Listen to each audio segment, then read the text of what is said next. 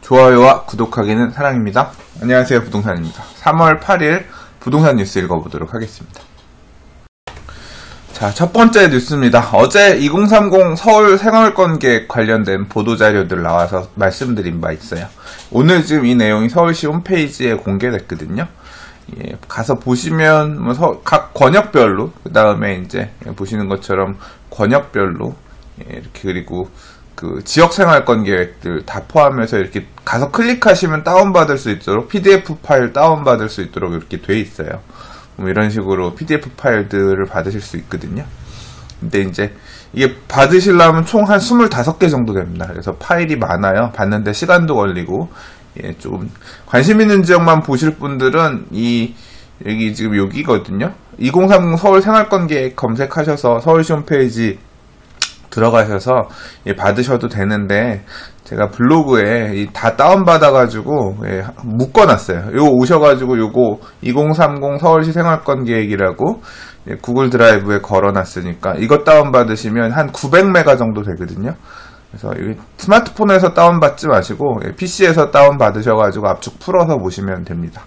그냥 한방 팩이에요. 이렇게 해서 이 내용 통해서 각 지역별로, 권역별로 어떤 큰 테마를 가지고 서울시가 방향을 잡아서 개발하려고 하는가, 어떤 식으로 서울시의 생활권을 만들어 가려고 하는가 담고 있으니까요. 지역을 이해하는 데는 꼭 공부해야 될 자료라고 생각합니다. 그래서 요거 참고해서 보시면 좋겠습니다.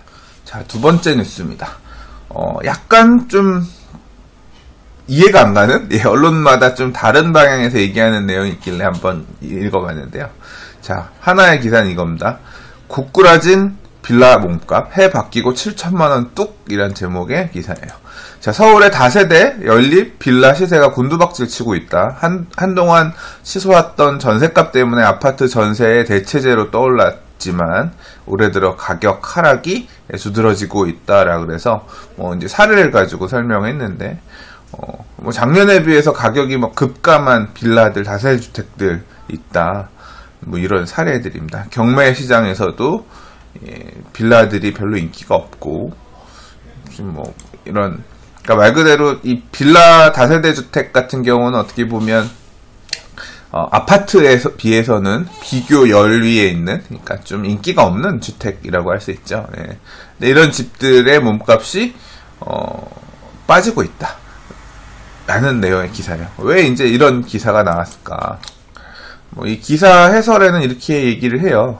뭐라고 얘기하냐면, 지난 몇 년간 빌라가 많이 공급된 데다가 다주택자를 대상으로 한 규제가 올해부터 겹겹이 시행돼 서울 아파트 등 똘똘한 한 채를 남기고 황금성이 떨어지는 빌라를 처분하려는 사람이 는 것도 영향을 끼치고 있고, 그리고 이제 역세권 대학가 빌라를 전세를 끼고 여러 채를 사들이는 갭 투자가 공실 위험이 적어서 한동안 인기를 끌었는데, 지금 앞으로는 이제 지금 전세 가격도 좀 빠진다 이런 얘기가 나오니까 좀 그렇기 때문에 이런 물건들이 좀 하락세를 보이고 있다는 식으로 설명하고 있는 것 같습니다. 그래서 기사에서는 앞으로 입주 물량이 더 늘어날 예정이고 빌라 공급이 크게 늘 것으로 예상되는 터라 서울 빌라 시장은 당분간 더 침체될 것으로 예상된다라고 하고요. 그 다음에 작년에 인허가 받은 다세대 연립 가구 수가 33,817가구로 2016년보다는 감소한 수치지만 여전히 많은 빌라 물량들이 있을 거기 때문에 좀 만만치 않겠다 이렇게 설명하고 있습니다. 자, 그에 비해서 지금 살펴볼 내용은 조금 다른 내용이에요. 자, 강남의 재건축을 옥죄니 강북 단독 연립주택의 몸값이 껑충 올랐다라는 얘기예요. 그래서 서부권 단독주택값이 전월보다 0.84% 올랐고 도심권의 연립주택도 오름세고, 이렇게 설명해요. 그래서 대체 왜 아파트 시장을 옥죄니까 연립주택 가격은 떨어졌다는 기사가 나오고 한편으로는 또 이렇게 올랐다는 얘기가 나올까 싶어서 봤더니, 자, 이 기사에서 얘기하고 있는 단독주택 또는 다세대 주택의 몸값은 조금 다른 형태입니다. 보면 일단은 강북 뉴타운 지역의 묻지마 투자 성행이라 그래서 여기서 지금 얘기하고 있는 단독주택, 다세대 주택 가격이 오르고 있는 이것들은 뭐냐면 재개발 구역 안에 있는 재개발 구역 안에 있는 물건들, 말 그대로 그냥 다세대 주택으로 그냥 눌러앉는 그런 물건이 아니라 재개발 사업을 통해서 아파트 조합원 입주권으로 바뀔 수 있는 다세대 주택이나 단독주택들의 가격들이 상승세를 보이고 있다. 그러니까 이 재건축 투자에 대한 대체 투자처로 이런 강북의 재개발 구역 내에 단독주택, 다세대 주택들이 각광을 받는 모습이 이런 식으로 통계로 나타나고 있다라고 얘기하고 있는 것 같고요. 그러면서 이제 재개발 구역들 얘기들을 몇 군데 하고 있고요. 한편으로는 보면 또 다가구 주택의 인허가도 늘었다 그래요. 이게 무슨 소린가 봤더니 기존 주택을 헐고 새로 건물을 올리기 위해 단독주택 부지를 매입하는 수요도 늘고 있다. 그러니까 이거는 말 그대로 시행 목적으로 위해서 땅을 매입하는 그런 형태가 되는 거죠. 그러니까 뭐 학교 주변이라든가 역세권 주변에 새 건물을 짓기 위해서 토지를 매입할, 지금 뭐 빈 땅은 없으니까 결국 오래된 단독주택들 매입해가지고 주택 철거하고 그 다음에 다세대 주택이든 상가주택이든 져야 되잖아요. 이제 그런 수요들이 조금 늘었다. 뭐 그렇게 지금 얘기하고 있네요. 기사 끝에는 이렇게 얘기합니다. 집값 상승은 아파트가 주도하고 있는 만큼 아파트 값 상승세가 꺾이면 단독주택도 크게 오르지는 못할 것이라는 전망도 있다. 그러니까 조심하고, 재개발 사업은 워낙 변수가 많고 불확실성도 높아 장기적인 관점에서 접근하는 게 좋다라고 뭐 얘기했다고 합니다. 아무튼 같은 현상을 가지고 좀 약간 상반된 기사가 있어서 내용을 살펴보니까 내용을 살펴보니까 이 얘기도 맞고 저 얘기도 맞고 그런 얘기라고 할 수 있겠어요, 어떻게 보면. 그러나 항상 저는 이 기사를 보면 이렇게 남들이 관심 안 갖고 떨어진다라고 하는 이런 내용들을 보면 더 관심이 가더라고요. 혹시 그런 내용 중에서 기회가 있을 수는 없을까? 남들이 관심 갖지 않는 부분에서 물건을 좀 싸게 살 수 있는 기회가 되지는 않을까?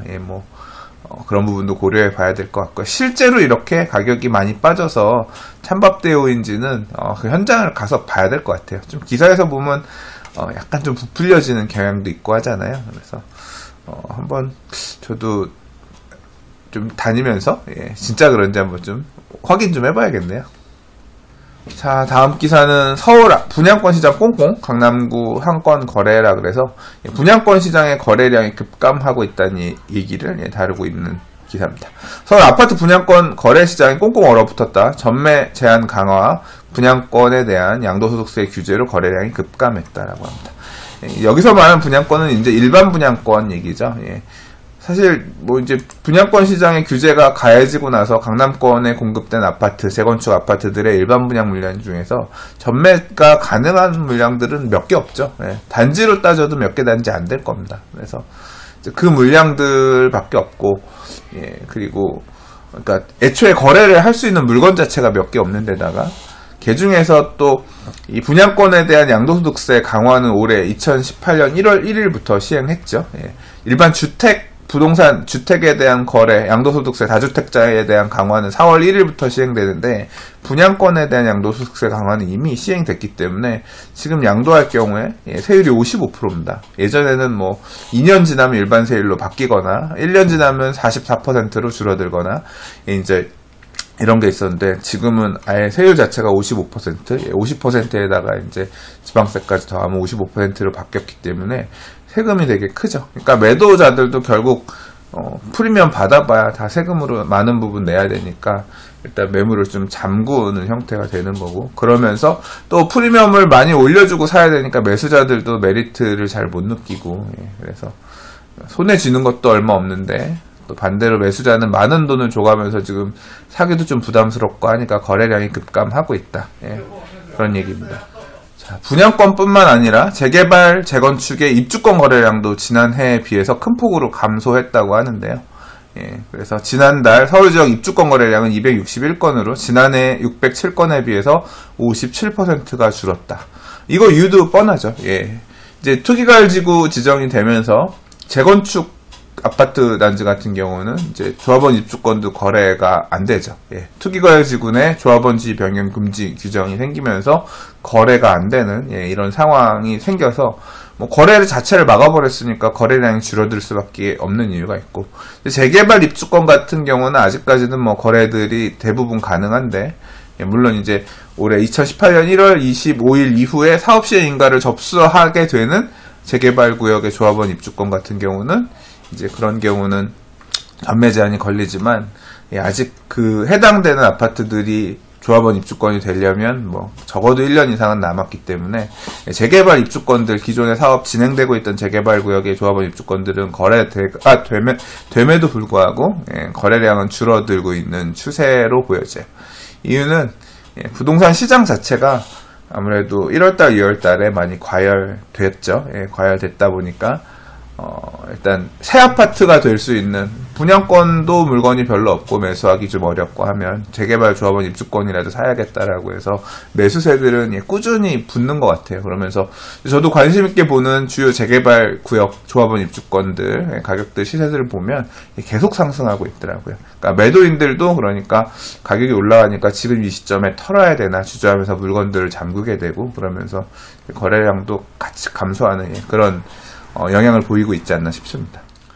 기사에서는 지난해 12월, 올해 1월에 비해서는 거래량이 조금 늘어났다고 하는데, 이 거래량이 늘어난 거는 재건축 단지 같은 경우에, 강남권의 재건축 단지 같은 경우에 10년 보유 5년 거주, 그 다음에 5년 이상 거주한 1주택자 물건 같은 경우는 거래가 가능하게끔 풀어준 영향이 이제 반영이 되면서 2월달에 거래량이 반짝 늘어났다. 그러니까 꼭 팔려고 이 물건 들고 있었던 물건들이 거래되면서 그 부분까지는 좀 늘어난 것으로 보인다. 이렇게 설명하고 있습니다. 자, 다음 기사 좀 볼게요.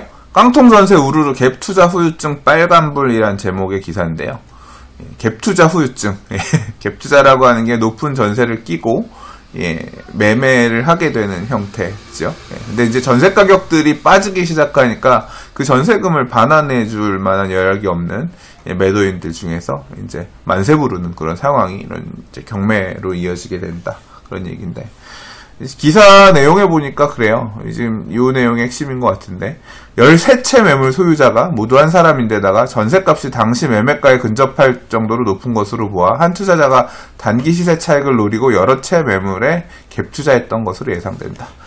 이렇게 말 그대로 매매가랑 전세가랑 차이가 거의 없이 이렇게 막 여러 개를 투자하는 것이 하나의 어떤 큰 트렌드처럼, 굉장히 현명한 투자인 것처럼 이제 막 강의도 하고 다니고 이런 일들이 있었죠.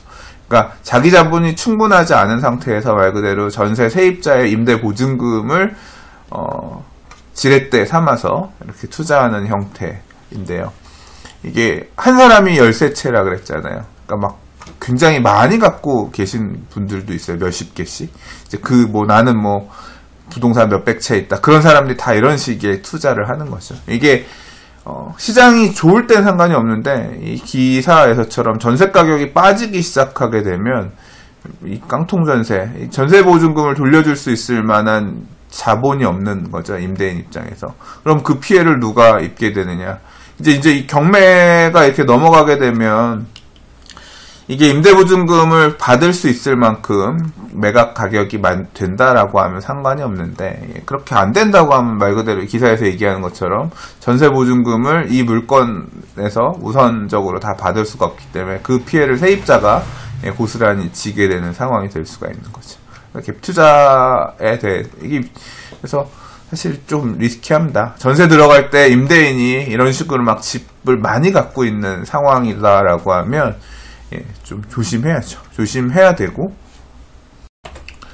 그래서 이렇게 경매 넘어가더라도 내 전세보증금 보호받기 위해서 그 전세보증금 반환 보험이라고 이제 그런 보험 상품도 나오고 하잖아요. 이제 그런 거 활용해도 되는데, 또 가입 조건이 있어서 이런 식으로 말 그대로 전세가랑 매매가랑 거의 차이가 없는 시기면 아마 그것도 가입이 안 될 거예요. 그래서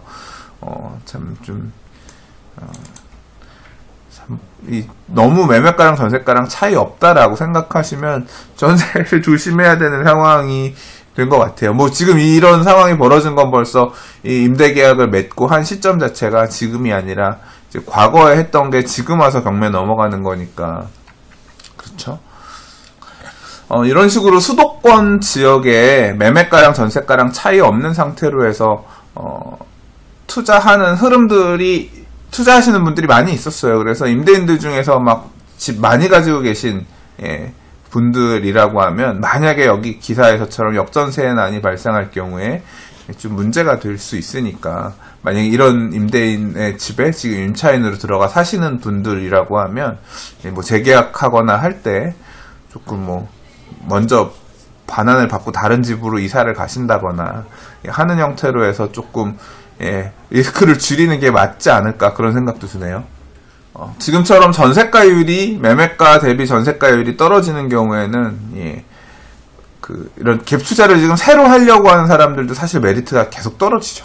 왜냐하면 또 다주택자에 대한 규제도 세지고 있고 하기 때문에 주택이 아무리 예전에 비해서 실투자금도 커져야 되는 거고 하다 보니까 투자 메리트가 많이 앞으로는 뭐 보유세 부분도 계속 신경 쓰이고 금리 부분도 우려가 스럽고 다주택자에 대한 양도소득세 중과 이런 것 때문에 보유하는 매력도 좀 부담스럽고 하는 과정에서 실투자 금액까지 커진다라고 하면 뭐 이런 분위기가 계속 유지된다고 하면 사실 뭐 시장 상황이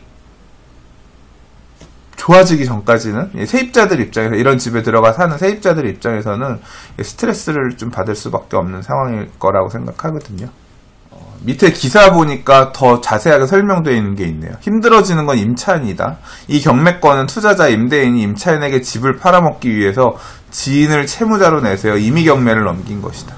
그래서 이 투자자는 위 기사에 포함된 물건 13채를 포함해서 62채를 경매에 넘겼고 일부 임차인들은 어쩔 수 없이 시세와 가격으로 집주인에게 집을 구매했다.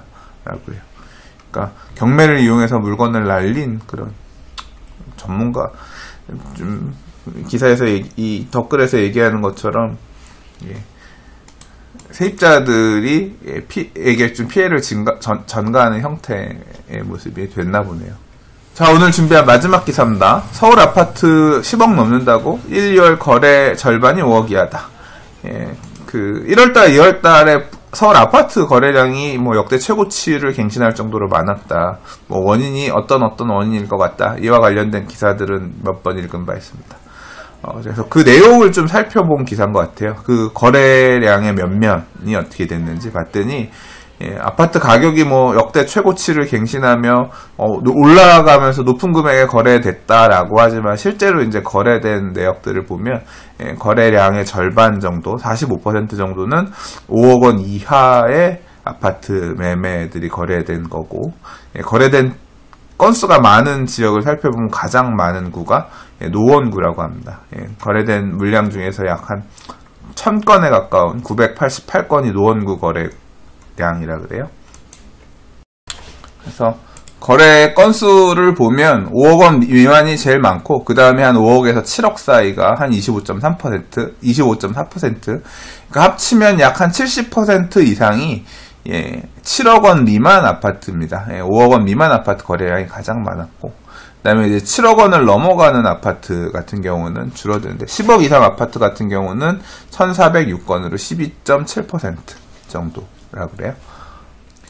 그래서 서울 1, 2월달 거래량이 가장 많았던 구는 노원구로 988건이었고, 뒤를 이어서 송파구가 703건이었는데, 뭐 이유를 지금 대충 예상한 게, 노원구 같은 경우는 노원구가 아파트가 되게 많은 구예요. 그러니까 강북 쪽에는 아파트가 많지 않은 구들이 많거든요. 그러니까 주거 형태 자체가 단독주택이나 뭐 다세주택 이런 형태로 되어 있는 구들이 많은데, 노원구는 애초에 뭐 상계동이라든가 중계동이라든가 아파트 공급이 되게 많았던 구라서 아파트 거래량을 항상 체크하면 많죠. 그리고 소형 평형 아파트들도 많이 있고요. 그러다 보니까 이제 그런 물건들이 거래들이 많이 되면서 1등으로 일단 거래가 됐다는 거고, 아마도 5억 이하의 거래 가격들이 많았던 구 물량들도 아마 노원구 물량들이 많았을 거라고 생각하고요. 그 다음에 송파구 같은 경우는 2등 700건 정도 거래가 되는데, 이유가 왜 그러냐 봤더니 이제 재건축, 대규모 재건축 아파트들도 많고 초기 단계 재건축 단지들도 많아요. 아직 조합 설립인가 안 난. 그래서 파리 대책 이후에 조합원지 금지 규정이 생겼지만 그거에 피해서 거래가 가능했던 단지들. 물론 이제 앞으로는 어떻게 될지 모릅니다. 왜냐하면 이제 안전진단 강화되고 하면서 이제 투자하려고 하는 사람들도 조금 주저주저하는 부분이 있으니까 이제 좀 숨통이 거래 자체가 좀 끊길 그런 이유 때문에 끊길 가능성이 있겠죠. 한편으로는 이제 위례 신도시 같은 대규모 공급도 있었고요. 물론 이제 위례에는 뭐 송파, 하남, 성남이 이렇게 나눠서 지어지긴 했습니다만 그런 물량도 있고. 그래서 아무튼 송파가 그 다음에 많지 않았겠느냐 그렇게 얘기하고요. 이어서 뭐 성북구, 강동구, 강서구도 비교적 거래가 많았다고 하네요. 강서구도 주공 아파트들, 등촌 주공 아파트들이 이런 데들 거래들 꽤 많이 된 걸로 알고 있거든요.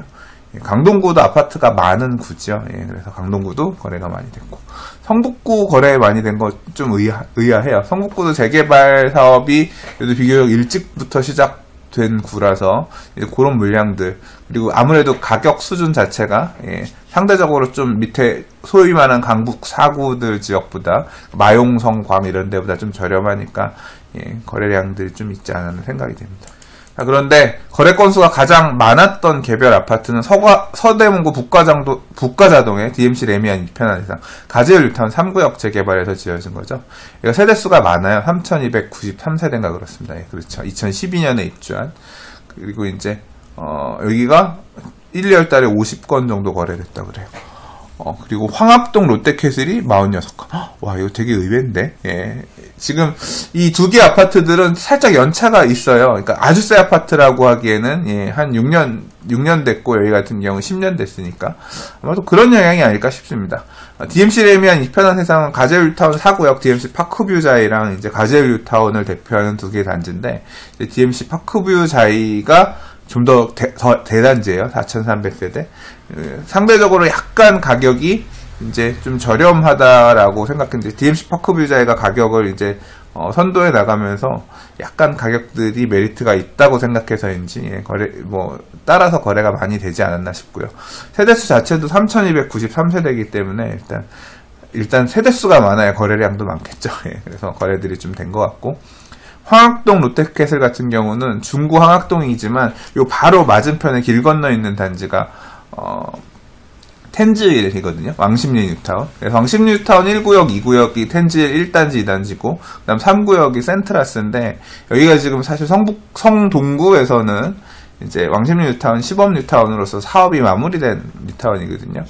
최근에 가격 상승세가 되게 가파른 편인데, 이제 이 지역들이 가격들이 막 치고 올라가니까 상대적으로 바로 맞은편에 있는, 연접해 있는 이 황학도 롯데캐슬의 가격이 좀 저평가되어 있다라고 판단했는지, 많이들 거래가 된 것 같아요. 이 황학도 롯데캐슬에 보면 23평형, 34평형 이런 식으로 중소형 평형들도 공급들이 좀 있는 편이거든요. 그래서 되게 의외네요.